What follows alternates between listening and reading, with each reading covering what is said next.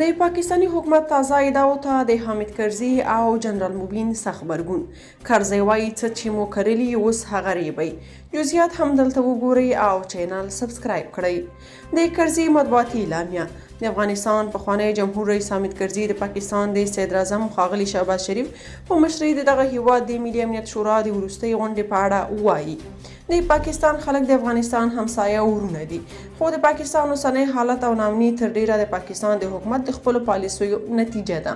حامد کرزي له ناامنۍ سره د مؤثرې او اغیزمنې مبارزې لپاره د پاکستان له حکومت څخه غواړي چې د خپلو تیرو څو لسیزو پالیسۍ باندې له سره عمیق غور وکړي او بدله یې کړي، له تهدید او زور زیاتي ډډه وکړي او په سیمه کې د سولې او ثبات د ټینګښت لپاره له افغانستان سره د متمدنو او نیک اړیکو لاره خپله کړي.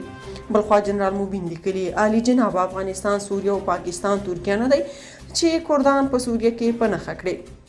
د افغانستان د مغرور امپراتوریو هدیره په موږ د نظامی یرغل سوچ مکړه، کنه د هند سره د کړي نظامی معاهدې د شرم تکرار به وي. دا خاوره مالک لري، هغه څه چې ستا باداري په ګونډو کړ. پاکستان په یو لویه دسیسه کار روان کړی، خو دا به د پاکستان په زوال وي انشاءالله.